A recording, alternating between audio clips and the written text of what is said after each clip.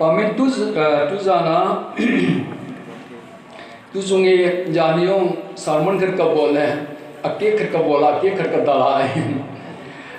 paten phasa la ban kiteng le yania chu thagau mi hilo kiti hi itabu mi chu ham tin point le ina sai comment paten phasa teng le thagau mi kiti hi itabu mi ham sai komutin tunila chu hele ilung thimma milim iti he do de ham iti no do de ham iti pai mung di ham ti na topic an sahi di he elimination of idols in our heart from our hearts ilung thimma heart idols ti chung chang ka sei no min tu ni la ga sei khomning de na tek soile first John lekha thot khat na bunga chang somnine khat. First John chapter 5 verse 21. Thado pawa khat be khat sim do pio.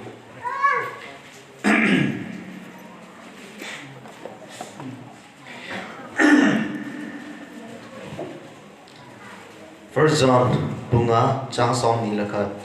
cha te toilim sem thu haula ak ki hong phawi phải hi John thot khat na achai na chapter 5 achai na verse he 21 som ni le khat little children keep yourselves from idols. Milim hoa kona nang mahi ki hong thao vin na ti na he tu zan ga ngai to komute hichi banoi lise na hi ga igel temule he dikhachu milim idols ti hi igel tengle kai khabem ga sai hin nisa kana ho khain ji thu tampi kai ma ta in no ka hung na lai pathian ro atile pa kai ho kan ji khain khabi ka sai sai he milim tampi kana ho khain hi je sun banoi be tengle milim hi bible la be tengle jat ni umen khachu external idols na polanga idol te ka khana mihem kudin sem thu na idols ho hi milim ho ong he chi milim ho hi he jong vailam sa hi ijenam termina sem thu ji a cho temple Hindu temple so a hi tampi ong he jo vele o jo he milim ti a hi he thai he ton ka gel tengle pathin kana ho musanga milim tampi kana ho kha ho cho to ka gel le ipi bola ba kana ki sa kha ham ti ka giele hi ipi bola chu chu kana za kha ham ipi bola chu kana ta san kha ham ka ti no me isilaya chu la za nei ta ga no bo ji to da gel ding le ichi milim ho hi powerless hi bo we na bible ni sai banga amit aumin ai wa mu thai lo ana umwanga hi imcha khoi za skit lo akhut umwanga hi na kung fu yong bor thai kit lo again umwanga hi footballer pe thai kit lo hi chu hi na ho we ton e hon do christian ho in ga ve legend phabion ji tho in phabion sem thu in na e hon sai ju bem te la mấy tay hồ phải bị cái tám milim hậu chú thiên phung sông phung hậu chú chỉ số yêu cái này mỹ hồ chú thiên phung sông phung hậu à milim hậu ấy ít nhiều cho ai lẽ thiên phung sông phung hậu lâu ấy hồi milim hậu lâu hầm nè ama hồ milim hậu chú gan nói gì tao na bồ là cho ama hồ ahou chú im mà giải lâu cho còn đến lẽ khác bộ idol is nothing đi chú làm ima cha hi lo cho hoi chu me he si idol ho ja moi ima cha boi be se lo pia thilapa dong na ha tong be lo pi thila nong he chu me satan ne he chu me Eje suang na kurum wanga imacabor na mulong tinga ti tilate sa na nui bauju me. Na honom ne kaiso hoktam dinai su me. I bijo nakamala pathin isor ga na ti na holela python kal na gulkat sapi kat na hoktalai lei na ai lo le tim phung alien kat na hoktalai lei song kat na hoktalai lei ni honom ne kaiso hoktam ti satanin sei ju me na ta san lo le pagai su dong de Pagai Yesus tu ibisay wa satanin ni cibai na ni worship in there warnoi la lopi jo sin nape nge ti jula hitahi thila chanahin pathin hello in milim huwanga satanin wa hole tikilopia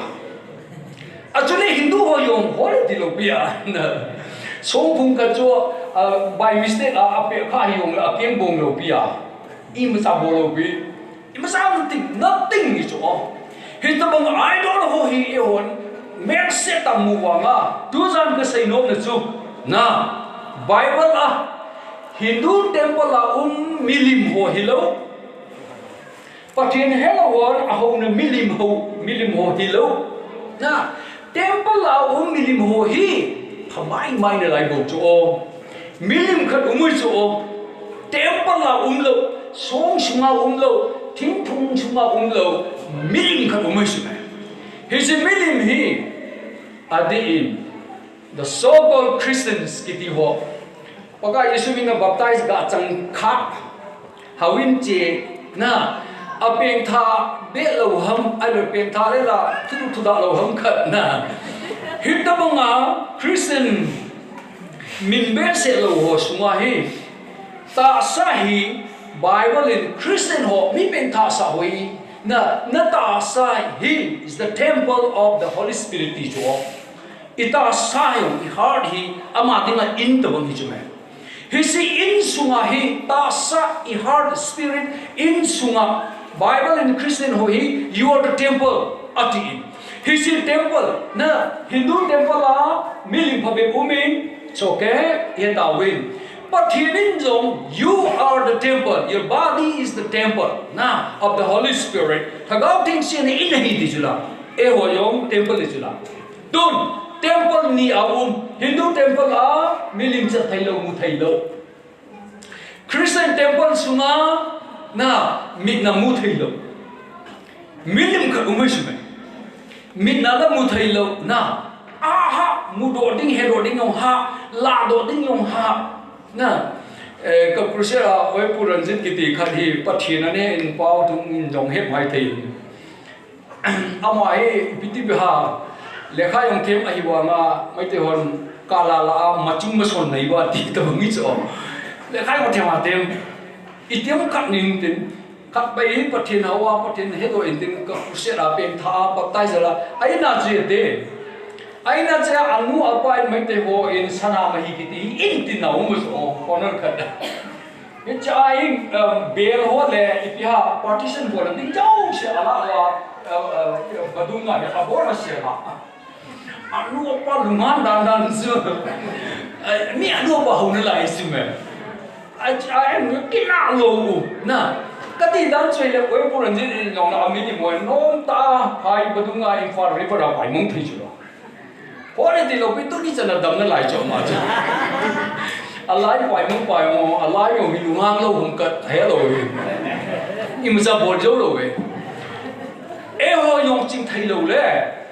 Hi si mi lim pai mo chi im cha hai lo chu. Christian sai ngai lo te cha sunga mi lim wang tang ma la lo thai lo. Mu la mu thai lo, la do la thai lo. A kwa ko. Very dangerous is ta sa lo le Christian te sunga na temple sunga so you don't worship him he is willing to na ma in worship to na bol boye na praise the Lord ka sunga umpa ti gilo so nang chun amasu praise and worship na bol lo but you may have him ai wang him na ho lo wang na nai mai thai so Tun Bible chang phabe biu te gang chana Bible chang khat chim te Ezekiel chapter 14 verse 3 Ezekiel chapter 14 verse 3. Ngắm tan mu Spain kadin ga simpile.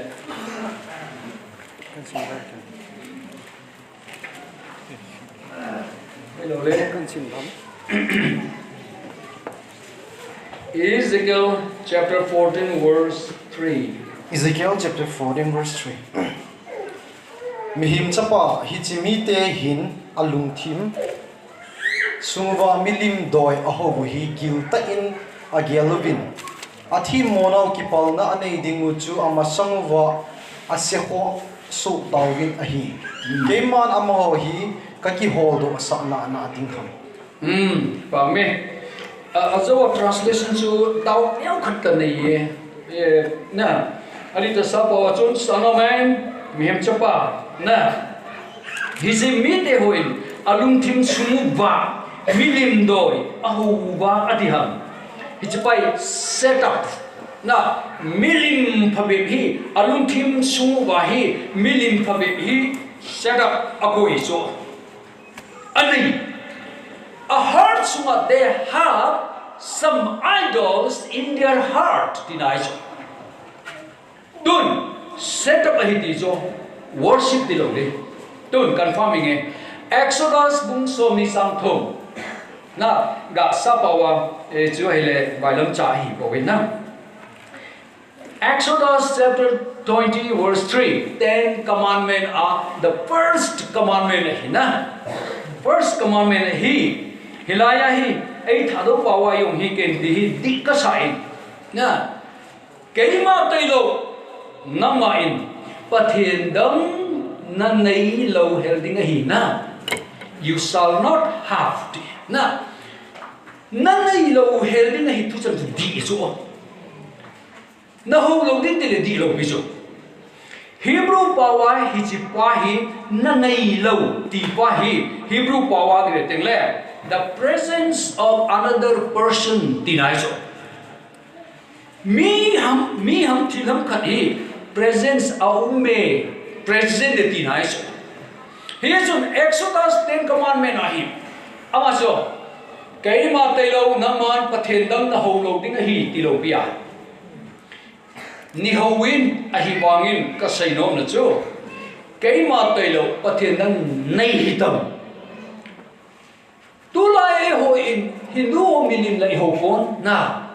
ai lo le lai tam ta lai ho pon pakai pathen Abraham Isaac Jacob pathen pakai Jesus Christ i ho su la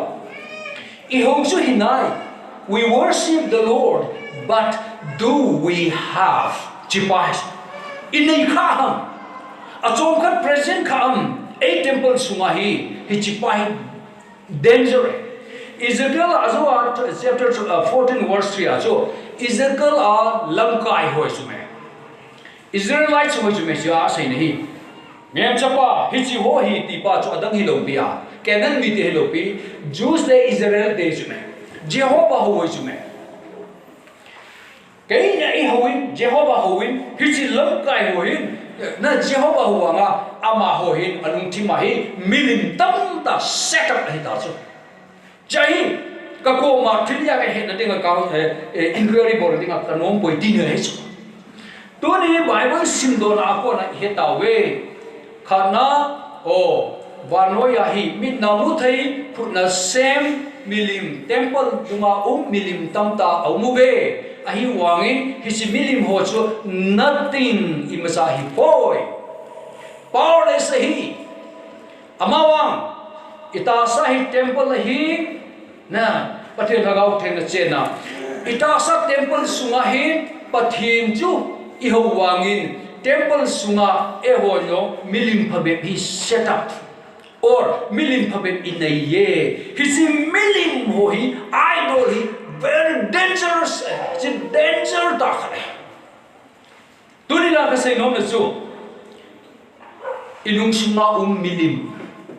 milim I ho la wanga inai na hichi milim chu hedo ngai hichi milim chu pai mun ngai that do ngai mai ra ha lo wang ngai ti nai tun chu ti hi le ipiti he di ta koi hai si milim chu ito bang ham ti chu ga gel khomutin tuni kasim do na bible sam neu khat ga bel phatri te John ko ma si te soldier John yes nang na lekha su na hi first John na lekha su na hin bung khat chung changa api pe na sahi e ho fellowship ti na na first John bung khat langa hi api pe na aman sai ngom nam John na thu sai dan chu le pathen le na ke ho fellowship di dan thu hi na ha sai na our fellowship with God chule our fellowship with one another hiji thu bi chu bung khat na hi o nang sai dan chu hi le John e ke ho hi pathen pakar Jesu thisan le na ama hagau jala pathen sa na ilu kahilu teng le ke hoi relationship ka nei tai na that means pathen cha hi tawe bung thumin veobin pa ni pa ngai ngai na hi pathen cha a se bi tawe we are called the children of God that means pathen cha hi na pa hi relationship chu tun first John chapter 1 hi relationship sai lo bi ama se the fellowship dinai Kay le kapa hi relationship isu me. Once kapa na kay pengai le ken nang hi kapa ti ka lo ding so ti hiong le my relationship cannot be lost and cut off. Kapa su kapa hi thau di na kay sa sa hi thau di. Koi hi le pakai Yesu pathin I hong na pathin sai hi with le I relationship I mang ta lo hi ta su. But kapa to kina thai so na acha hi na mang lo wa ma kapa to bu ne khom hi tan thai so kalung ma le nang tabang pa ka nei sa nga ti thai so amma nong nang ni kat nang tabang ka sa nei sa nga get out ti mai thai so kapa to kai ni kina a bu ne khom thai lo na tong khom thai lo ki pa ta im sa pa lo be he kar na fellowship tan thai so his fellowship tan thai so likewise Christian words na pathen sa hi tai na ti wa nga na relationship chu pathen sa hi mang lo wa nga tu sa ti dinga kilom lo hom be ngai so chapa ba mong pa nga hi sa ti dinga kilom lo wa hi le you have lost your fellowship with your father na pa to fellowship ta lo pe Christian tam ta ung su tu lai ana pe tha kha mai thei so ama wang hagau thiên to che khom na pathen to na che khom ta lo ne khom don khom ta lo ki thopi na ta lo chapa ba mong pa nga cha chu hi wa nga hi kilom lo he la the so first zone is I know na chu ile relationship ile with fellowship ade so na o Christian hi hi mga pathin nei ngai lo pa ka isun tin hi ama wang tunan hin phuji le teng le na fellowship be broken hetin ai so hi chi pai ama in bung khanai nasa tai he sa nom na so tun bung ni dungai ibe teng le hi chi hi ibiti ham hi chi fellowship hi na ga destroy su set na le na ga su tan na thei ho hi phabe imudo so ipya love ngai lut na kwai pi ham ti le azo le ka sei ding hi ngai lut na hi pathian to ei to na ga fellowship che khom khom na pa hi su set na pa hi pa pi pe na love of the world wa noi ngai lut na ngai sa na midday sa na kile sa na hin na sa ta in su set so sang thum la nga chu I se teng le ven hi banga ai ngai lu nau hi pathian in koi le pathian na a pen tha a pathian he do a hi le a sai nom de chu bung thum na sai nom de chu hi le ipiti de tam ama sai chu Christ a a pen tha sa pen tha mi ho chun chon se na hi a pen tha ma sanga anabol jing zen banga chu abol ta poi ti nai chu na Johnson bono practice bol thai ta boy tinai so ama sa ta banga hi ama hin Johnson hi abol zong jin ta boy tinai so na sa ta man sai ngom hi akhir na khat henge pen tha yong nunga yong so se na bol poi ti na ai poi ama wang abol na pa wang chu na sata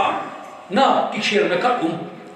so se so apen tha masanga point degree nga abol wanga pen tha yong nunga degree ma ma pathin he masanga nga abolin pathin he yong nunga yong nga abolin ibia mo kikhina no eso ama wang kikhina na sata so pathin he masanga abol na pa chu ama feeling na ama conviction hi khutilong ave nop sa na le na banoi de cha na bol de pathin he jong nunga azo nga ma bol de le no mo na hung pan ding ma hi ki pa thilong na ni da nga tui sela na to na ne le tui talo na bol cha na hi na lu hi na mo che ni bai thum bai na bol na sa ta na thoi na lin na mel sa na khel de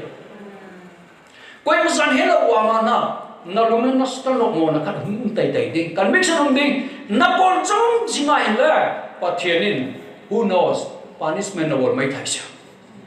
damo sa mai thai sai ngai la wa hi le chi kyo se lo na lei hin ko yong chu na bol chong jinga le lai se na nang in nei disappoint bol chong ning sa nga hung ta ne ti mai thai sha korin lekha boi ve thing le na pathin na ka pen tha tai ti a him chon se na ma sa bol wanga dak point nga ma ka bole niam ka chu pen tha tai testimony ka sei sa dia chu no mo niam ka chu no mo sa na ai wangin ni bai na bol teng le azawa no mo sa nga themper phanje dau je na thum bai na bole ya yung gel le taro na li bai na bole chon se yong chu chon se ga no mo sa na himim na chon se thu chung cha mai no mo sa na sorrow ki ti tha de lo so pen tha khalo we chu Yesun, ihen di khachu, na chang bung thum lang bung li langa chiute, bung li langa hin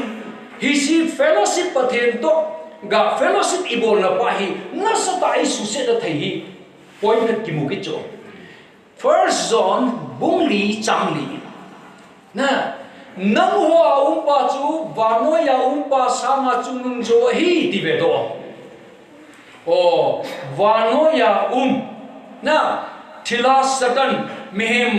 adi lo ho ma lut thei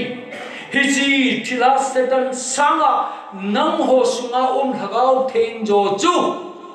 the one who is in you tibet is greater than the one who is in the world vanoya pa thila sanga na sunga pa thagau thein chu har jo chung jo len jo hi ti jo na John in abola dahi vano ya pa hin his fellowship hi suse nom ji jo ama encouragement na sunga pa jo chun vano ya pa sa chung jo cho ji jo John in sei nom na jo bungli bunga hin ivet dengle bunga achai na hin ama hidin cheye na little children keep yourselves from idol, I-D-O-L, idols. Bung kanapa na ay yung milim kiti tu sang katsa yaw kalupia. Na, bung kana milim tumlo, bung ya milim tumlo, bung tum bung li, kat bay cha jing yung milim kiti tu hi boy ni topic yaw kalupso. Ay bung nga yaw lo, atsay na pinahin. Tiltampi sa yung mga aman, pura hello pinahin na. Sudden, all of a sudden, aman pisang dila milim hawa ko na kihong pitare kihong awin nang mahicing tayun milim hom na idila na John tel sa bungkar bung ni bung tum kap sa milim tu sa lawa asay na pen chu nang milim dak na tiso itabang milim ham tu sana eni imung ni milim ako na sing tayun milim ho ako na Chutile, what kind of idol it is? She is very serious. Azo kasi chu, first zone bunga chang so nile na say milim hi Hindu temple au milim hamai le no. Ay boy. Tun chutile ito milim ham Ezekiel say pa alung thima set up. Kichi milim chu ahe. na hisi milim hi na pathile nang nikika na fellowship hi pa chela destroy bon nom jing kai na success nom ji hisi milima kon sing thai in denial Bible ahin ne ka khabel ka hilin Bible translation ja chom NLT apona ne ka gam chana si khat lai ni om Amplified and NLT ahin hisi to ka sai na milim hi hitina sai these idols as anything that might take God's place in your heart and that would take first place in your life Pathianin sanading munju hisi mi ham thilham kachun amuni pathin mun aman lo na or amain pathin masa sa di pa chu priority na amasa first place pe di pa chu anukha pe tinai cho na o chuti le tuni John le kha bu a ki mu milim hi itamam tile is any person or anything mi hi mai thai thil hi mai thai amawang hichipa in nama temple sunga pathin lo na ding mun hi ama hi nang in na koi ji so alo ji nangin na pathin ko ma ama sa first place pe nang ni pathin ni first place pe lo hichipa jo first place na pe ji so priority na pe ji so tu zam hitawang milim hi I temple sunga inai naw ti khat bai ga question bol te nunga golam nunga ho do you have any idol in your heart hisi idol hi mi mai thai thil khat hi mai thai hisi idol ja hi pha chele na pathin hom hi na fellowship success jing kai zo that's why you are not happy golam ho minu mi pate ho nubi ho yong ni kala la hi si idol la hi ata sab mit na ali su la wanga alumi na mit ali su numai tam ta ma sa because hita banga idol khat hi ana koi kha asu hi si ai akil te le nom ka asa ji lo na ka le uthima ka ji thai so it's very dangerous ema suma idol hi danger mong ahead Bible le te ngong le milim ho ja hi pathian in Israel cha te ab jep dan hi mai hi lo pe mele ma ho ki hi pathian in verda pen khat na hi yesun tu ni chu ti ding hi le I tabang milim ham hi milim hi ga gel khomute khat na hi milim hi milim hi mi khat hi mai thai thil khat hi mai thai na nangin hisi nangai lu chu hisi hi nangin na dei chu you love more than your God napathin sanga hisi mi pa hisi mi nu hisi thil pa chu nangin you love nangin na lung set nangai lu chu hisi lai ta so ka ha boy itabang thil ham na Tun aso kasima first zone beute first zone lekha pu sunga hi ngailut love kiti hi first zone second zone third zone chanai ga khat be simtam 35 times namudisa love ti hi 35 times ama first zone sunga hi ngailut love kiti hi repeatedly namudisa abana truly di yung kiti jo tuta tu ngailut and truth tuta ti hi first zone sunga so isimu tengle tuta hi 27 times na mudiso John le khatok chuma all John in ibibola hi bang lo mai repeatedly aman asudam tile ama tin nasta he cha no so ibiam aman sai no so hele ngailut na ken mi khar or thil khat ka ngailut ibi cho che ham mi ngailu hi ibi hoi la ya apal ham na ken mi khat ngailu chi ibi problem ham pathian ni no ngailu de hi pathian no mi ngailu nei ti chula okay to love someone is there any problem no ahi wangin thuta at the cost of truth thuta dal ha ngai lu pa chu ngai lu na di ta hi lo pe ji sei nom chama thuta pathin thuta na sa lo wa pathin thuta na destroy chana na su ke a na pathin thuta ke te hi jong le ama thu hi nangin na ro a so na chu yi so na obey so hita banga ngai lu chu ngai lu na di ta hi ta lo chu hi si pa or hi si nu or hi si thim chu na nga di nga min mi chu na hurt idolatry chi pai min mi chu na hi chi John in a say no so hi chi lai tai hi je sun pathin thuta ke na khama na ji pa na ngai ham pathin thuta ke na khama na jinu na ngai ham pathin thuta ke na khama na sa te na ngai lu ham na pathin thusa na sa lo hi chong le na tu te na ngai lu ham or nunga te pathin thu ke te yong le na doma pa na boyfriend please na dinga na boyfriend chu na ngai be sin tin hai le nang ngai lu pen pa na boyfriend sanga 100 million times ngai lu pa chu ama na ngai so na boyfriend na ngai lu ima ai lo pia nuôi hôn dong golam mo dong chinu na ingai dan dan ti wa ima lo pia khat bai tau na ki tu mo to le na chil sit khum din la ya ui nang ta bang ti din lai ka ki si e ka ti din lai bo chu ama sanga na 100 millions billions time ngai lu pa chula ama disappoint alum nasta natsa ama thu ke yo le hole na ti lo wa khat pan hung to tai tai yo ti ai na ngai tai tai hita banga no bol teng le hita banga ngai lu hi lam di lo be a ngai lu thuta dal ha a mi ngai lu thil ngai lu sa ngai lu cha ngai lu na na ba ngai lu na lu ngai lu ten chau si di na ka chang lo be cha hita banga hi phak teng le e oi milim hau ta milim khat inai ta ai ti chu he di we hi milim khat inai ta ai ti chu he tai tai di we hi na okay let us examine ourselves now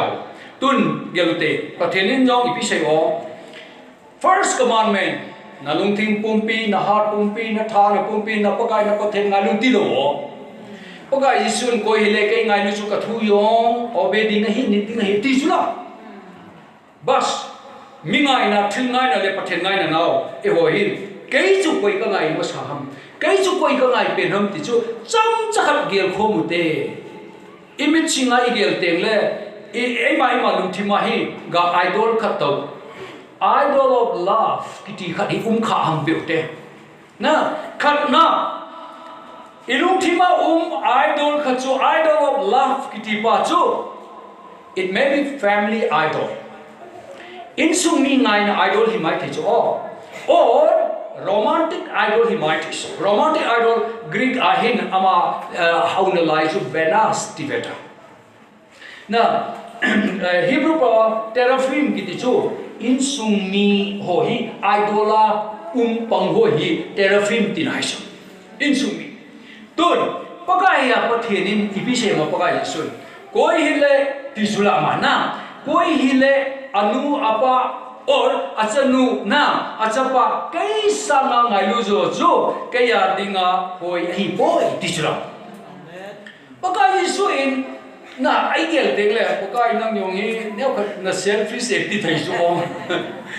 akaka le nanu na pa thungun akaka le nanu na pa jaun nanu na pa ngai lu ni na tin khat bai le la nanu na pa kai sanga na ngai le di na eng si mo kanu ka pa ka ngai hi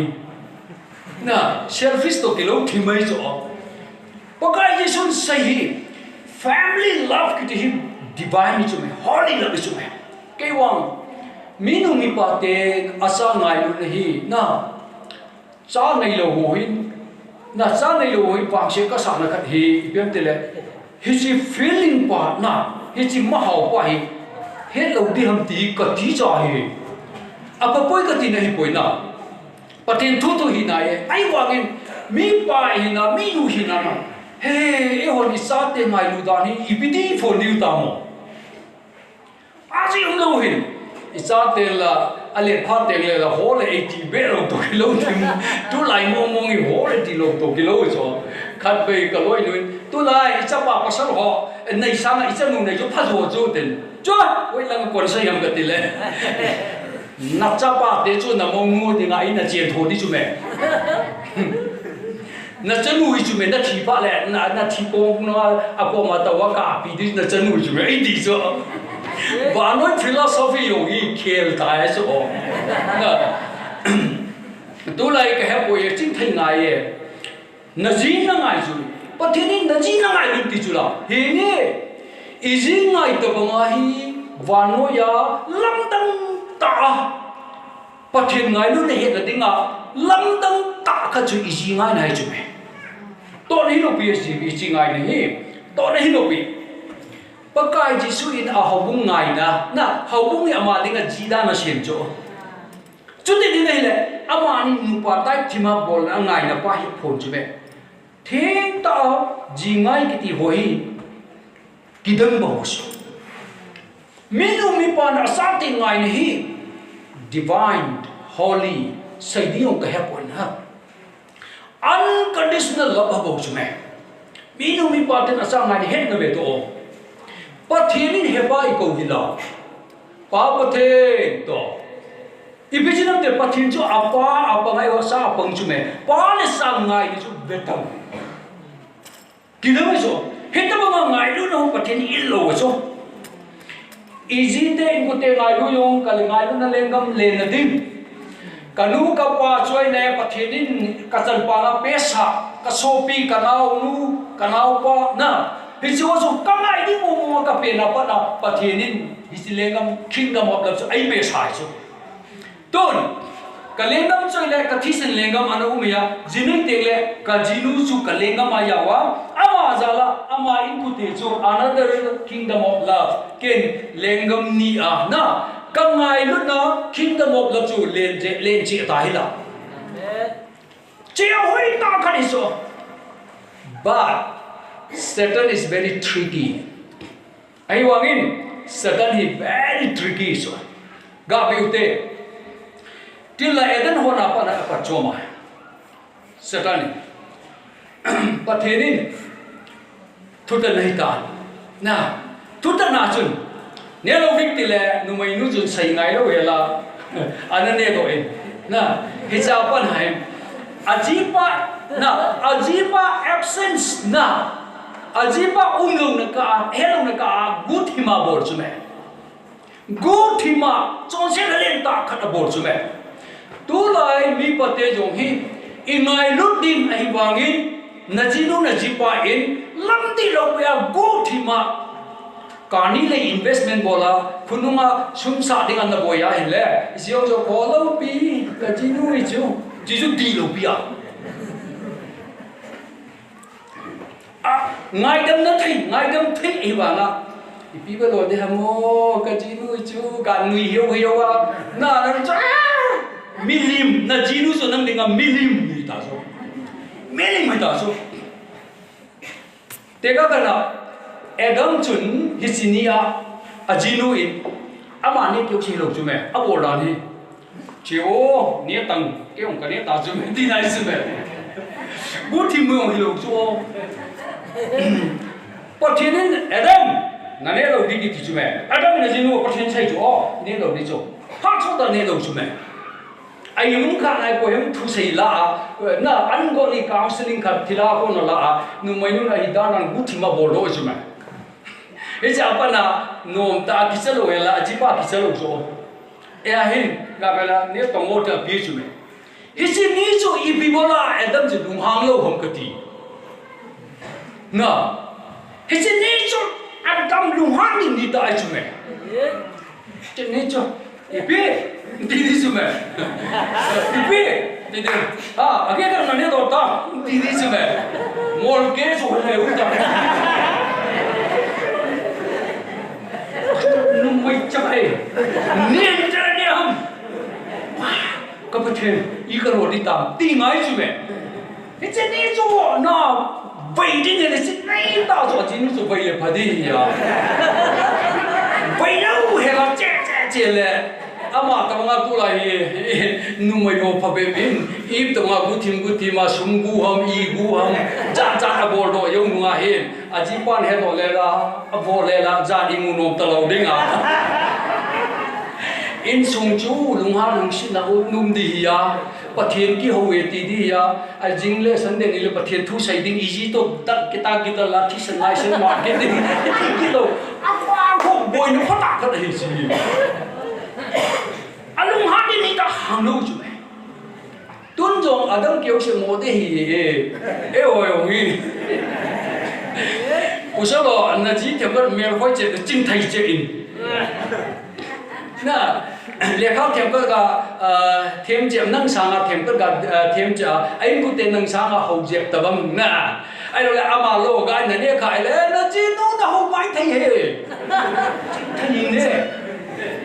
ấy Bangalore ai ông phải biểu cầm mùi hè nào con đi ngọc một số tấm tàu mì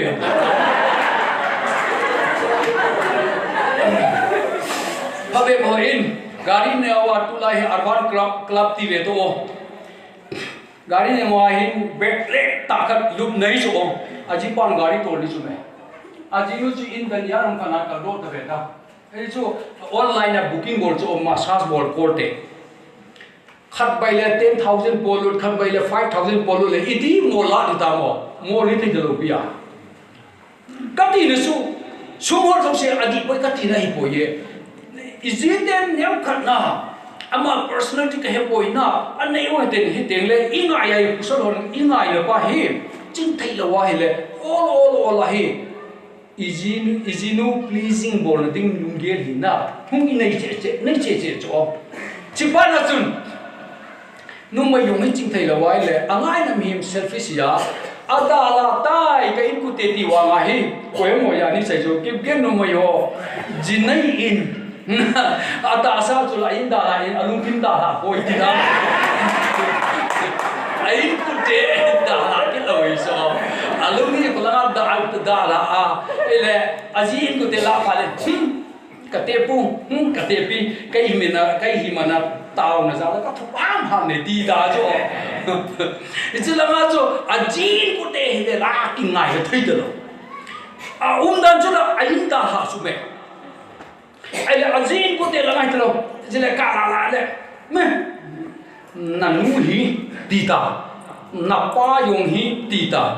anh của tiền là ngay chiều tiền cầu tiền là ngay chiều tiền gari cứ gắng chân tổ lên đấy thì là usul ni kipa ta hung chiều phần ta khăn vậy tàu hi anu apa tiền la go le dai thu a mor chunga kala na za ka chapa le kha sim le tia city a sola le kha sim cha nu mai hoi deu lo nei khat am wai le pi loi ta tu ni che le na cha ten nen de to ten ajinu masang mai mon de to a pi bola ka nu de ka pa hung hang ka di zo ajinu masang helu hi pa thei da zo tu lai jini yong ma na ka jinai wa ma ka jinu in ku te ngan se tang jo ka lu se na ka thi se na ka in ku te pi bola ku ka mai lu se thei lo mo क्या कसे जिन्नई किती ही not to destroy the unity of the family ilung sungal na in sungai lu na chu ngai lu na punje na ding hiya ngai lu na susi na ding izinai hamo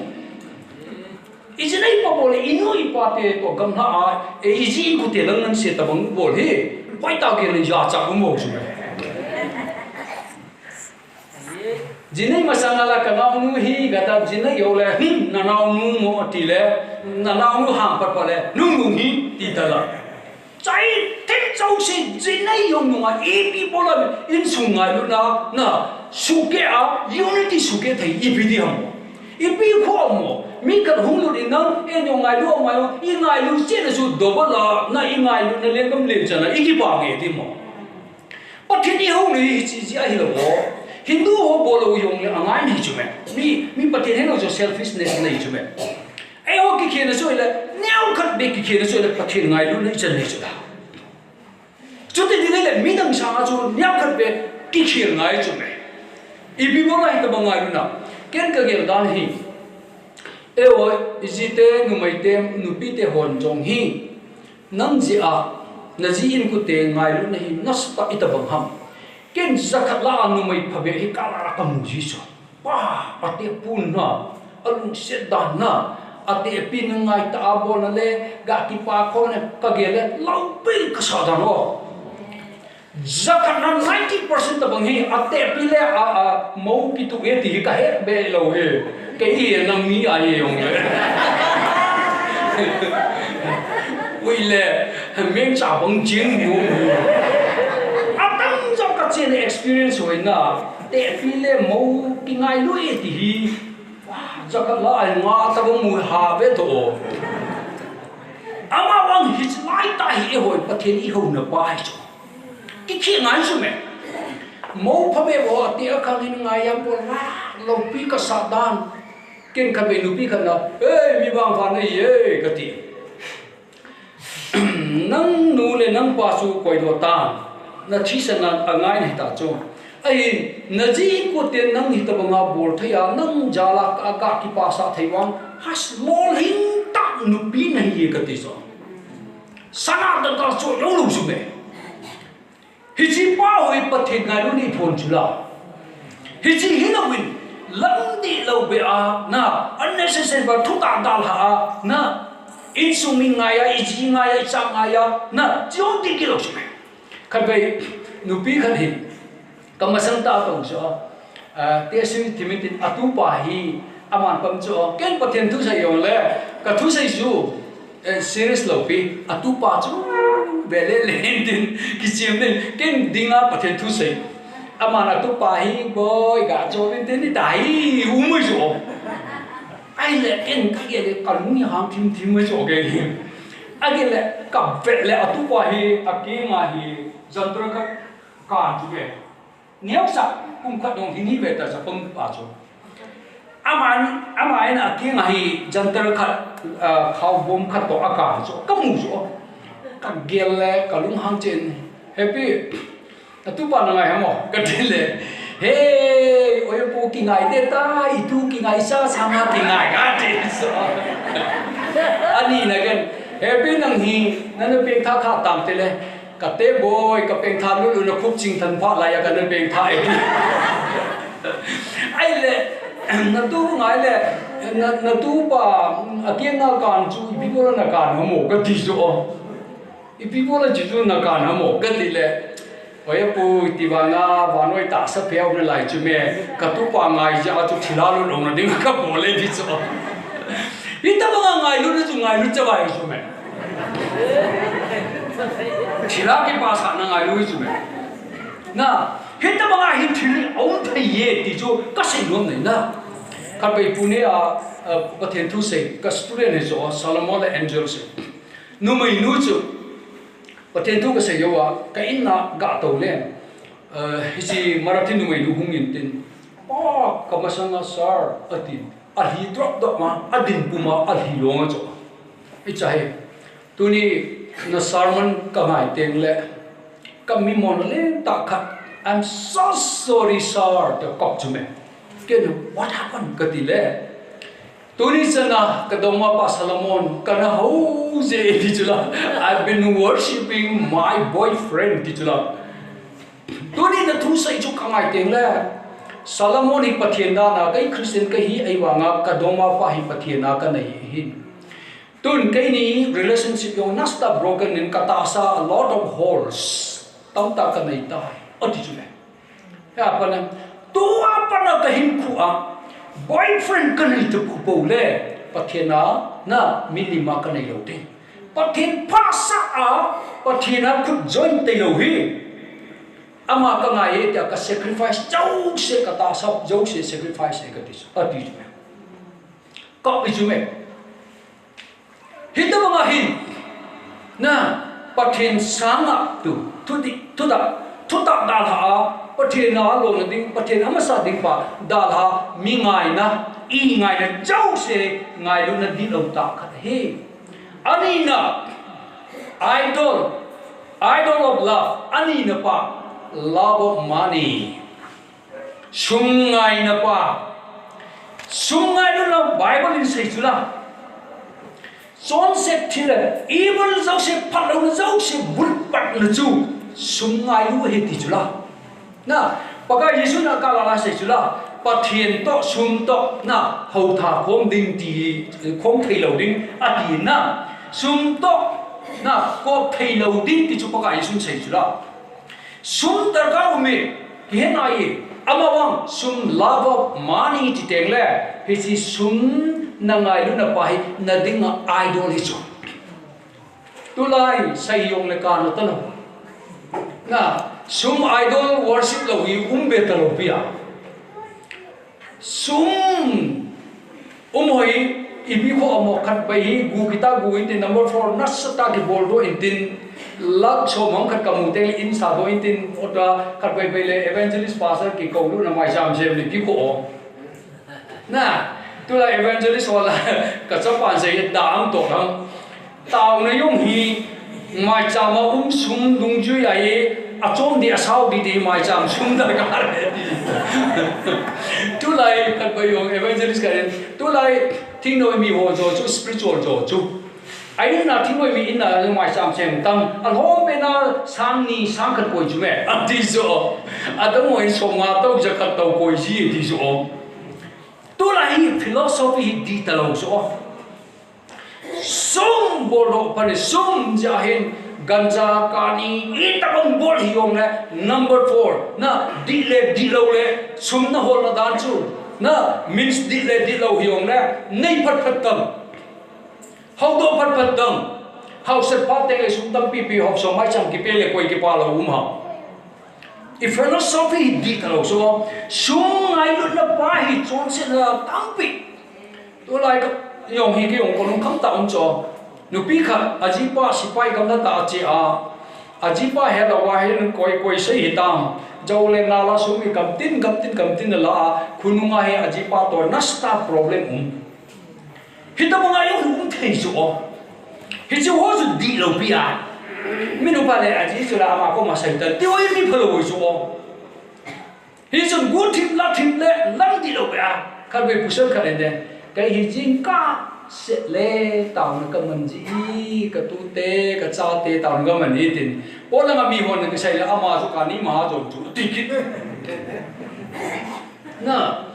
ít tí tao nó cả ní mà rồi là chỉ cả đi là tao nó muốn thì làm gì dùng cái kít đấm thìn nó cả này dùng ít tí lấy chủ na tao muốn cái gì chỗ hết đó mà hi sum ngai lut na hi tu lai hi và nói hi sum hi hồng gam tàu về hi hết điều hết hi sum tu đi say nó cái số ilung thím mà idol cái số idol of love ibete pathen sanga or pathen cho amasa pelo đấy anu khadi or pathen thu cho na simle adi en na hedin hi bole adi boy na hin amawang hijipa thu hijinu thu zo chu adi chu pathian tu adi su ke yong le hiji thu chu nangin nani tei na bol tei ye that means chi chu heart idolatry chi heart idolatry tun ani na idol ni na a sei nge idol ni na a chu tabang idol ham ti teng le hiji mi mai thei thil hi mai thei na is trusted you believe more pathin sanga hi chi thil chu nangin nakingapin na tasan ni nakine pi pathin sanga hi chi thil khat mi khat chu nangin na tasan jo chu nakama sai na hoila ka pathin sanga koi ka tasanam na he no mam ka sai da sai nge na da moin na da moin betau te pathin sanga koi na ta sanam na da moin ama sai ka da moe taw man pio na taw na mangin nang yong mangin dam ham ti le da mo che che dam ka dum mi na dam thai ta boi na dam lo pha na hi pathin sanga ipin bol dan specialist phaya koi specialist ham na specialist focus ga bol ki chu gam le le ya ai là doctor specialist rồi na bet sa wa ngai dam ta lo tu tun koi ko man si di na he na sang này lâu té nung mày hô quay có mà nó sẽ đi thế na cả chị ba lại cây gì cha này lâu tắc tắc cầm tin nào cắt chị hoa cha này tao thì lẽ cầu ta không khật na địa ba đi hồ không khật na mày tây mày với mày đi hồ không khật nó chia tàn thì tao về thôi à mà không chỉ lúc bây giờ na à cả lẽ tàu đâm pi có mày chỉ cái tao về thôi hết chỉ tàu đâm pi hồ yung cho na chọn chỉ kít à lâu chú các bạn tên lẽ cái này các mùa đông ngay chỉ thính này là cái nào phải hình ha medicine giàu ấy nông hội chúng mình chỉ bỏ tăng tỷ lệ phát đi ya cái mà tao lâu lên là đầm thấy lâu đi lâu chú tuổi đi dùng lên cho chỉ cái đi nè ama khăn lại gì lâu cho ama có mà chỉ ngay nè ama in cả tàu đinh ngồi thế thôi evangelist pháp bề mohin bao cái Jesus Christ thisen cả đi về đó mà sang lại ai có lâu hả mo dàn kim mà pan na sai cốt phải coi hả mo tình hồ chú nè hết cho mọi người cho hay hồi cha này lâu lệ mày bị na chỉ bao giờ thèm cho cái hệ na gin moin na nu mày cướp có mà chia to cái lâu internet thì pin nó bỏ là điều anh na khut chú cú thì mà Christian đang lâu về internet lâu đấy cả phun na khu bạc mấy gì mà tên này ê bây mà năng xin này năng in lúc ba sẽ khá ngao xin đấy chumi thì à na khut chú về lên na mai chú về lên ê na mai chú na gì ba tôi kịp bảo rồi na mai chú thím đi ngay này chú mẹ na ta sa về lên chú nupi hi cả hết đinh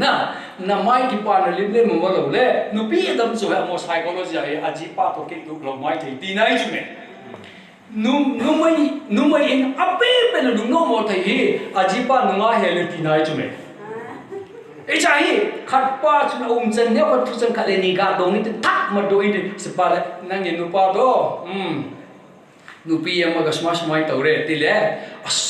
adudi karmai tawgani de chutele photo poro gadi do to ta sen na dinga lim kan hin choi ne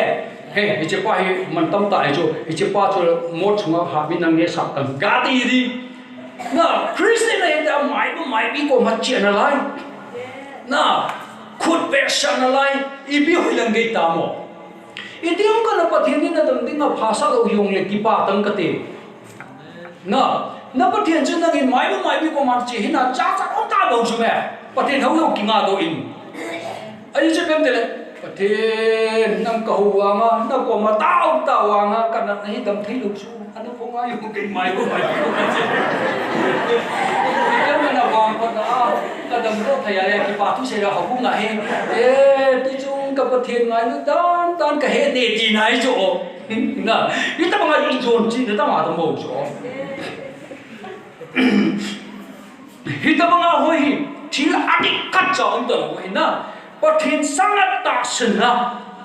I ga de le jun khat ko yong I ke ho khoi nupi khat I naw nei ma spe ne cho ha pen dan lan chu ka pu te chai cho ha pen dan chu ama a hi no mo mi peng nu mi cho peng sala la in tin nei la a ji pa yong san ga di kin la ya naw nei dia na be sa a ji pa chu yong san ai ta bo tin ai le ka be sa ke yong chu ka lai le no mo ka sa e a chu tao le be chu ka loi nang no ni min ku lang nau ka tao le be chu ka mung ta mo a ti so jai no mo sa hi ga ching ka che le a ti pi na a ti pi ni on mi ra chu pon ta mo a ti na chile an chang thai cover sin ba cho ki chu la ko tam ki su de tao nó mong đứa cả chị em cả tele Hindu hoặc cả đạo là tam tele Hilaya Hindu hoặc cả một cái tam cả chị Hindu hoặc bồ số nào này anh nuôi nào này thì là vậy lên nào Almira hồn đinh anh chàng hồn cho chứ không chứ kamu santai cho Hindu hoặc cả đạo là tai cả tia Hilaya ta nó cũng chuyện nang ngào tiếng là tao nó muốn sang chế độ tao người ta còn ngung người chứ mẹ cái tao luôn chứ mẹ atasan hindi talo na pathian iya we tala na skala la pathian hi powerless paralysis dan igem chume kapu pa in het na beta amin wang sai le mizu ete apunung le ai bol sa mai thil sai da tang nge mai thai khat I bong anu khat nei cho bong nu khat ai bong khat ai le hi chi pa mi khat umu so hi chi pa hi a kitchen la hi hi chi bong nu mai cho alu kha so a kitchen a bong cho alu kha so wa ke so pola bong so tha so la anu pin so mai thai a ji thi ta so bong anu khat nei cho ama kitchen na hi nu ja hi a bong tha so me ken ka loi nu I be ti ani chin bong tha mo ka ti le ka pu ka pa ten a pa poi ti chu o ti ve do ka be be le ka loi nu le ke yo mi ka kina awan si ka pu ka pa ten pa poi ti chu ka ti ta mi a sei nom jing ke ye pa chien ho wa na chi di am ka hello he e o tu ni a bong bong khat na in sunga lu le a pa poi ti hi na ta san na wa a bol chu si khat be khomin sei da ta nge kursian khat ka bol le kursian sun le oi o tu ni sun le kursian bol to tu ni chu op di he te ibi de amote le naw shen khat a thi ye ti a ge chu a thi le ta yin ama ho in na sim te kho he ta yin a thi naw shen thi ni in hai ka chiu chu ai ge dan chu naw shen a thi chu ga koi ti hum ti ka lung ni su o ga koi ya hi mi pha be kwa tawa itiam kana Christian hi ja chuna mi thi pa de bol chu kalunga kai ka be le ngau shin ka mu mong lo a thi chu ka mu de lo so kununga ke ngau shin na thi de ka ngau shin na thi la ka mu por ko ya hung ta mo ti le ai ni chi pe a ta anu ya a ki ka ai blame chu me e chi pe so la wa anu ya bu chu me ya kai chu iti dan homo ka ti le anu ya bu yi te are mundam na cemetery umlo hamo kathile apa poi ti chu na jo hindu hi laya kana bol sa kana ta san sa he khut so ta nge etai khat bei hi pulai yang lama hi khat bei ka chi kha chu me ganja lei ko ma hi khat mi ni le thumin a bong ka tha ding a dal la pri si chu me ipem te mi in na le ti chu me ken kalung hangin den bongin in na lu le phalo hi chi chu ta san na lai ding la sa le ha chung nung pen na ti in na chung nung pen ka na ti in na min cha nai thang chung nung ka ti bi na ho ta ai wangin bong khat nei na lu na mi bong khat che nei na tha kin na lai Nepali ho in pathian ho poi ti wanga Nepali ho sama standard name chula ke ho kwa hi Nepali in ni te chana chi be ge bi chu me ya chu bo chu pha le o bong te ho chu a chi ding le bon ho tak ta ma chu ya chu bi bo lam te le a kot pi a ko na Nepali te a bong chu kai lu chula kot pi a ko na a lu na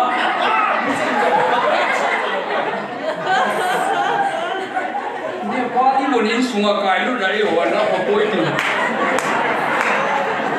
Why I am telling you with that? Yeah, so okay, kalung hangin dinay. Musai lo pichu. Hichipa in a ludham. In why like muna ludham till kitchen. Sai be mi por seta, mi por cheta isu hitai. Nata asal a kitchen chu anamun tai tai bichu. Bongo smelling ni ara hachu. Isaiah mi por che hijasu bong lu chu me. Ibiam kati so na. Hita mga hitil hi. Thai ye kati na hina to ta ba ibina nui za wa ma ata da cho si chantra hab lo loi na apat mo le tu za nong in na ko nga yong kan kha yong kon sei thai mo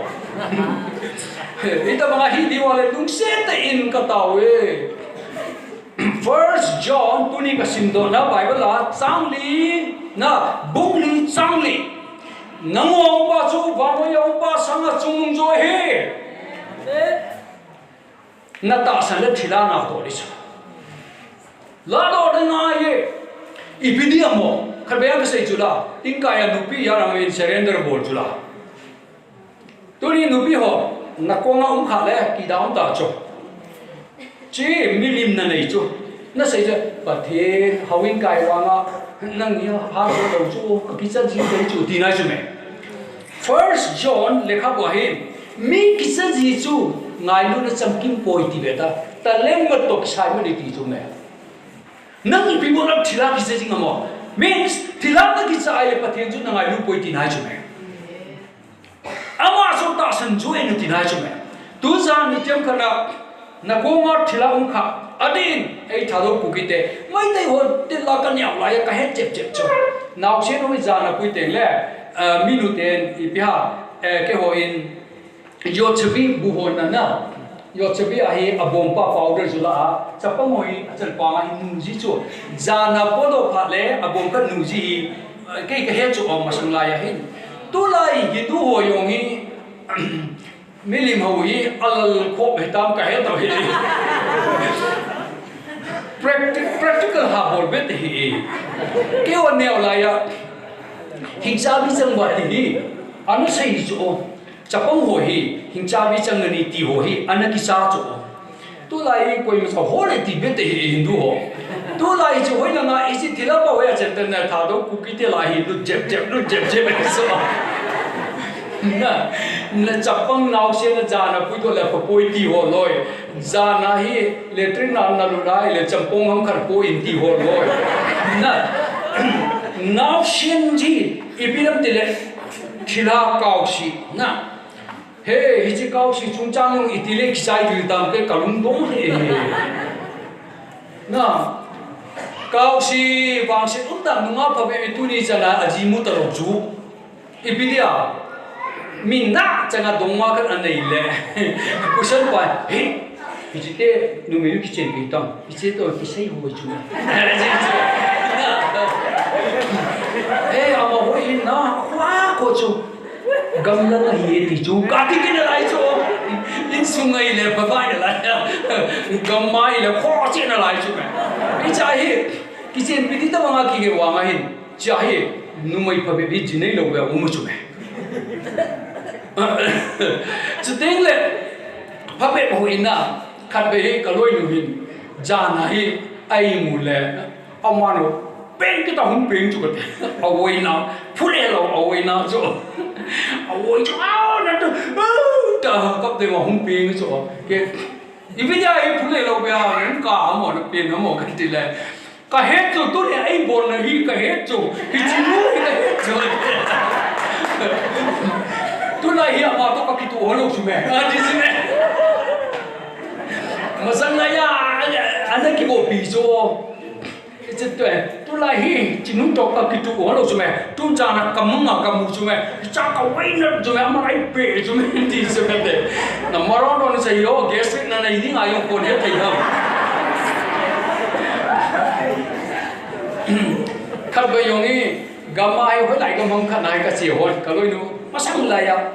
ai sai cái chiều hơn mà sáng ngày hi mua đấy, càng khăn hoài ta cái để xuống này lồng xa xài, cái nó chỗ nó khai hơn chỗ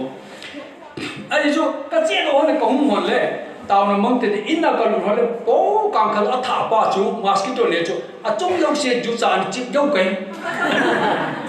bây giờ chú cái lối nữa còn là máy khéo bang cái chú là cái hết kịch rồi amma anh nó mò ta về lẽ anh nó mò ta ý biết mò chỉ bên tay xuống chú thêm cái chú na cái chú xuống chú cha na chỉ chú cha bài hồi xuống này lâu mà chú cái gì nào chú ôm ama chú xuống mang này gì lâu chú mẹ ama chú nát ta cái cha chú mẹ ai lẽ ý biết mò cái gì lẽ chỉ phát lâu chú bên đi về đâu mà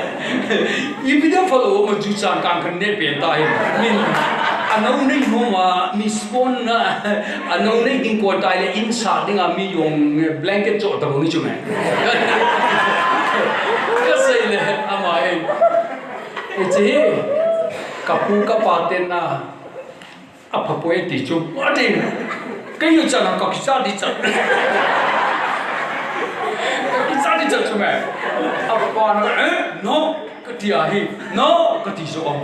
na hết tất cả hi ta sẽ nó âm bị ôm mấy chỗ rồi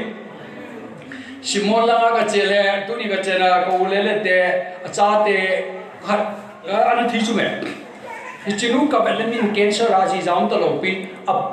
luôn tụi chú muốn sẽ chú apple lên cái in cái gì yang cô bị cái hình lệ cái chế đam mô thì đi qua được cái chế chú lam pi away ka masan hey ai thai he tu lai wang thep ko dam je me ati jo ipi de ham tele naga ho mai ba khat in ajan ne ti jo ipi bol ham tele he tamai taw myong mangin chu teng le lo kha chimin hi chi chu don sa e ti jo hi chi lo sa don do wa hi chi damo nu sun so pi nu chu na a meeting na a lo do so lo le oh sat phia ta bang na nem de atum khat hi heta lu do e ti chu me ajin ko ten bol hi chu ji zo ajin ko ten na doi bol ja hi chi mai ba na jol chu bol do plastic sunga ka po ye indi le do a chai ta san dang so sa sumia bi dang sang ni ka pe tai tu nu hung kit ding he ten kalung ha me ta so again chop oh christian me tin ta san ko min ka ti so thilai na to nge ka he nai ye ka sai ne so he na thila au pa ka ti ne yo hai poi na no pa tin na we na ti lo mo na pa tin na ta san ne ta lo mo na ho bong nam ka nei su mi yo mu su la na ta san ne su la tun hi chi pa na ga bang jon chi i cho ken ka sai cho kap chu le ken ka sai cho ta san ni ta si mi jon chi he chin pa ka ji so atam sa na ding a bol he pa ang ngai hi poi chi na ken ka loi nu ko ma ka sai adangi lo pe cho ken ka to cho ama in taw na mga damsa ham dam chu pra dam lo thempat phajo me ti so ai na ipia bol ham tile ipia mo don sai chlai ta chat kalunga mat cho adang hi ponte na chemistry na scientific ta thil phabe boi sau nong hi na len pi ta hi ti pe len nong hi na sa niau cha sa thei chu me na ipi mo even the atui hai sunga na bottom khat neu ko na yo hab lu thei cho a tu yong hi is a magic hello pi cho scientific ta hin a pin a tu aso ko le khubanga som ta banga hung do lo pi chu me nem ti a hung do bo chu me hi ta banga hin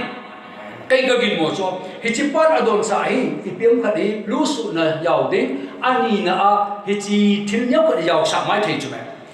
a stomach hung pa la chu pom do chu me Isalu do le, hey, I see pa in kutena bol ta I dina jo me. Na, ijinu so sota lo peke ijinu himponte ka tiso. Iji sama kajinu kaloi nu koma chin nang pat ta cha in na paka Yesu cross athi nei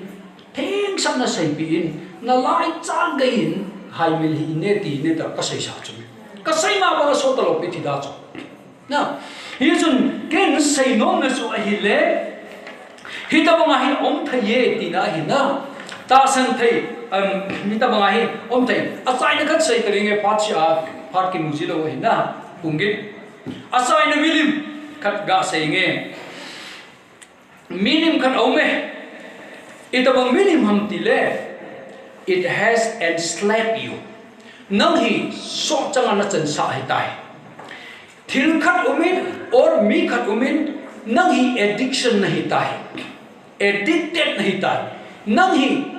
ama pa ama nu or hisi thilpa chu nang dinga master apangin nang chu so apangin na so ana panje achu na dei lo wanga na bol thau because na master pa thai sai dung ju hi nang in na bol thau chu means nang ma freedom na nei talo ama thu achi chi thil dung ju na hin khuju khutia che tai nang chu so anai tai slave nahi tai na nang is slave nahi tai tinai cho na Bible la first John ai thupi ta kha choi le pakai Jesu in a hope to take away our sins in his body na John lekha bu ahin pakai Jesu na leise na appear ahung so na cho ephesium dile a hope son se na zo se aman podo na dinga number 1 na number 2 to destroy na hisi John se no ne su se na dinga destroy su ke na dinga hung hi di chu me tun first John lekha bu na beteng le hitin jo koi hi le na patina ta sen na apeng ho chur son se na bol zom ji boy dinai chu me that means Christian ka hi ti a koi da bang hum kha in thil ka chu nang in ai koi ti chu koi se la na ai wangan na bol chu na bol chu na bol ki chu hidin na bola hin assign na le hi chi thil chu na bol lo le na kai pa thei ta lo hi chi thil chu na bol lo he lai na hin ku hi mang thei ta lo na thu hi ta lo chu for example number 4 ne hoi ama sami dang nong ne et ne chu me ane le addiction ti pa deng le number 4 ne lo le ti ta lo pe apa lo sum ni pe dam ni pe lo dam ti chu me pastor kharin asapa deng number 4 cho pi chu la cái này chứ mày có thể ipidia pastor lo nong na chapa dinga number 4 cho ham because ka chapa slap hai tai cái cho lo le thi ding ka chapa ai tha ding na hi chi chu mày aniao pe ne addiction kha chei nge ila uwa khaini ne me koi ta bang kha am na khaini i vele chun bonge to ki lo lo mo apple chu be tamo hoi selling na apple ga orange so ibit yong vele hoi selling khaini mon chu la lo tomo e to kilo in tin a cha e to kilo in lai na anam yong chu perfume nam tui ta ta umui chu la anam ka lo nam yong chu tui ki lo lai kon nam phua nang le nang na ka loi nun tang phut ada bo le thi chu ti yom ti lo ke bo ye na ka wa ga chu nangคนมาสั่งนั้นน่ะล้มไปนะขันนั่นนู่นน่ะว่าขายนี้นั่นเนี่ยเราเลยก็ทานแต่นั่งงูไม่น่ะเราขบวนไม่เจ้าเสียดายพอไปเลยตีทวินน่ะตัวไม่กลัวเขาตาสุนัขช่วยน่ะ he is danger he injures to hell อดีตน่ะคุยมาจากนั้นดลโลเฮล่าน้ำพัวละบดน้ำมาน่ะบดลิน่ะอันนี้เอาไปน่ะใช่ไงนุบิเตna chapa pencil so na nei lo yong ka umai thei missionary box a hap na yong gelte na hop som pe mate khai ni ko ta cho lawang na fail khalo jula na khai ni ko ta ka nei lo chu he na he lo ko ma na nu jing na sa pi na nei ham ti lai cho na bible la khat pa cha ho ya um tam ka bible chu hol be to chu me khai ni lo cho char bol be to na ai le matu veri che bo go yong hi remember remember he mang hi golui lai ama hai miltan te kai to ni sana kai pe lo lai chalaya kai thado pa ai pathen thu sai dei lo zo ya he kapon na de ti a kai kibien ka pute he ta kibien ka umai zo awin kai no pa neo chakhat akwa ko kit na tong chula agu kyo she bắt đầu nè là abu cho nó phải mong bể rồi very chep chula top number 1 very chep competition ban mai bole first la mai the a very matu very kêu sự na thua xem kit na lai na ama chu ahung le a che le anu ngai chi pai le khulun hin te ti ama lunga se le na ama hin te ti he the very chep dan chu a chi hung lo na to la ha hat kit very simple hat kit ata sa chu na mi ha ta chu gong na na kat bai rem pui ka kong chu Christian boarding ka kong ai la man Christian boarding din tu ni ama hai mil di ham ka he ta lo chu ai la ama pu na to win tin ken rem pu pu tai chu chu pa hi ka tu hi la nga pa hi te ko ga boi pi o de ama ka sor chu ho chu bo mo a de ama tu hi la nga to pa he de a ka chi chu không cái chú nôm mà phát triển ở quốc xã thì ham trả cái gì đấy gấm chặt là cái liền xuống mẹ cái cả hai mươi lâu lại gấm chặt là người tiền ở hông lệ ít biết được gấm chặt hông mà mình biết được đam na ba chỉ là đam tệ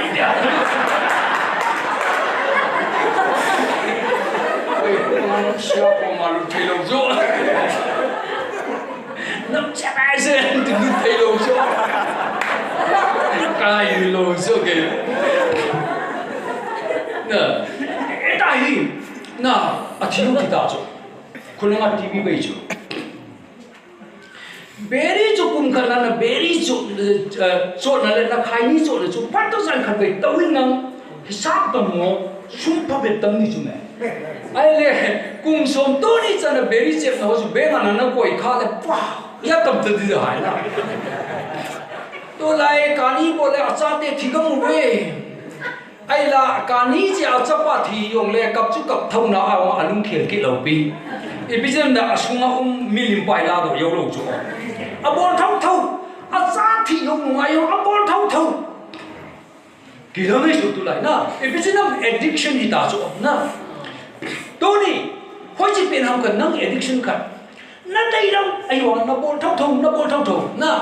nisa ne keu sei po ye jau sei yong hi ching thai yu vin ne na de ana sei hi khát bay ni bay na say à khó sao đâu na say say le na addicted đi chỗ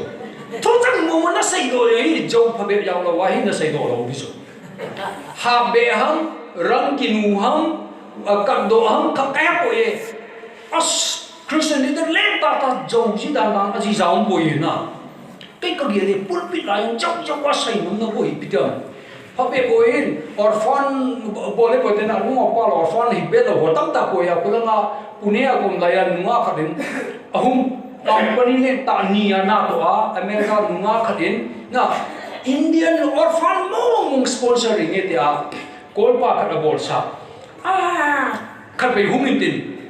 oe pu mitunin sari deon jane si America nusu ka kita ka chu de ibidi homo Indian chapong oi lungsi jam tele hilau pi din ibidi am tele aman orphan he ti a nunga chain asum ilau hela company mun ne na to a Indian orphan ho ka support ne dia orphan hi talo khatte ho ministry body ho chun koi hum pol ai cho asan ho jo hi thau anu apa ama nu chun orphan mo hi sacrificing it cho orphan hi lo man sa tam jo hi pa na ka pe so na hi đâu hiểu được Texas nó xây tông ô anh apa hincang aku mahilai orphan heti aken sum ga bolungi na jauh hilau ham jauh le ta ka disume yesun jauh se yong hi addiction thai chu no bi phabe bongi sai hap lo le na hap lo le masala hap lo le to chati ka sai thai mong lo so masala hap tai edit do da chu na phabe bo hin na mi chunga lunga bol be sen ten mu zo sin lunga na ana mung do thai cho mi phabe o hin na ipita mi vedda ji cho bitter na mi vedda le khat vedda le ain ko tek vedda le ajapum pi vedda ji ngai le alung ti mai mi mu le amayo ki pa lo na mi vedda hi ai ha iso en amala hole ti pi lo en la kamuda ta pe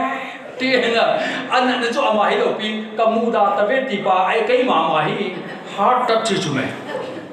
hi chi muda na mi ngai dam thi no na tabang ti le mi muda na lam ti lo be a bol be se addiction thei cho khuna jang po pe langa khabe ku se ka bol kha chu hi chi ni su kidang he paten tu sai le cái chu ka hello mi bo cho khat be hi nu pi khat hi pathian ko ma thudan in pulpit malangai thudan a kap cho aka tin ataw su ka ngai la en su mi te to hi ki pa lo nai cho hi cha pa again gang chana microphone ta la tu ni hi chi nu ai ka cha boy nang hi pathian nang na taw ngai na thum na phai nai pu te koi ta bam ham ka ko pi ding na ti ham ka ti okay ape na ataw na ka het cho nên có thể mi khát cầu tiếng là đầy ham và thế là ngày đêm nó chân nên có thể dùng hi ngày đêm nó thum nom là đầy ham cái gì đấy ôi bu cái thế bu câu bi hoa thì chưa đó cho micron ê chứ đua thế bu mâm cái gì đấy ông nhìn tin ông lẽ thế bu keng tu ana có bi nu cặp dần chú thế pa nên ngày đêm tây yo cặp chú mẹ có thế bu sun phải lăng nang nu hi chết đó thì tao chú la ô thế bu dùng gọi cả cặp hôn nu pe nu là thế bu cả lẽ chấp ami lại nó có chỉ nu dùng hung kiệt chỉ dùng hung kiệt na ama dùng gì xong chấp na chỉ phải hung ai ama hoi cút thế adan nói cặp hôn lo pi da cho ama hoi cút thế mu pa na adan hoi cặp le mau thu chú mẹ lo pi ka sa dan cho ai ko te jong se kununga ka do le ka sei le kum sagi hitai ka te pu to ki ho lo na tis hawin la thakana kai khom na mai cham la sem tho ai wang kum sagi ki ho ta lo ki ben da cái lụt lâu hi chi kế xỉu na cũng sani chana po bitterness po ti chu to nei no bi ya hi ta ba yo addiction khan hi chu me hi yesun tu zana ka sei no ne chu hi le na ama sai mi dang nong a bor chu me general anamu chu thil kha chu nang ina general a mi jo chi nong a bor chu me na ti chu ama sa common and general is hi chi pa hi nang in specific tai particular tai na bol pan ki cho khat bai ni bai tu mai na bol cho hi chi na bol na pai nang repeated na bol ai le nang hi hello ka hi edit do cho hi chun hi chi apa na hin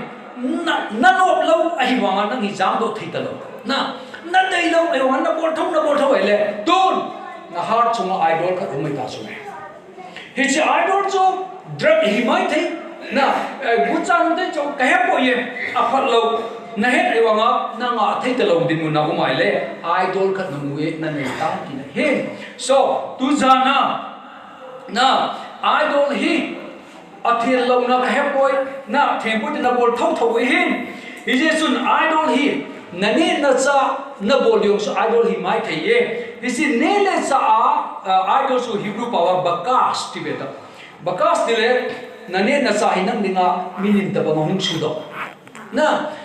ne na do na yu ka he poi na beri ka he poi hi chi nang dinga hi na addiction hum do a hi le nang dinga hi chi pa hi idol hi do tai ti chu ke routine ye chun tu jan scholar ka dite chahiye our heart is the factory of idols people are idol makers people idol buyers and idol sellers na he chun tu jan ilung ti ma idol nei ham ti chu ga examine bor te ka so pi te ho nam ma ta in mi sini nang gele nang na idol ka do I have an idol ka nei ham paka nei bi ine na thu in salpai in nei he sa ine na idol pathin thu ke na khama nang in ko hem khat na ngai in ko hem ka thu na sai na ngai in na lung se ne pathin thu ke hi jong le nang dinga idol him pathin ta san sanga nang mai bi ka he poi jantra mantra ka he poi andavishwas ka he poi na ibil khat hi nang in na pisat ji in na ta san jing nang dinga idol hi Hichi pai no tin hichi idol hi na la to a kat ga na pai mong ngai ka pathe ka heart hi na dinga temple hi koi ma sa ki sa ponge koi ma sa ta san ponge nang hi ka pathe ka pakai hi dunia pa hi jantra ka pai mong ni ka hi ta ma ta san pai mong ni ka hi na damo yong le phat yong le nang thu hi han na lo nia phali yo nang thu hi phalo yo nang thu hi ke ni pi bola minim na bola mai no mai bichena kana bol khai tile tishun ngai dam thumin tun abana bottle of dinga hi this na hard decision la ine tun sana pathen abraham ina sapa chamkha chu pathen adinga sacrifice ahin changa sacrifice bolin achapa bon pathen adinga mai cham tu thaile ipi bola nane na san na do na pa pathen thamba thailo na pa chu very khat be chu bola sacrifice thailo ham na kai khat be chu bola sacrifice thailo ham very semele khai te wa ma ban ngam du le du so achu mai alang khana nang ni tor tha ni chu me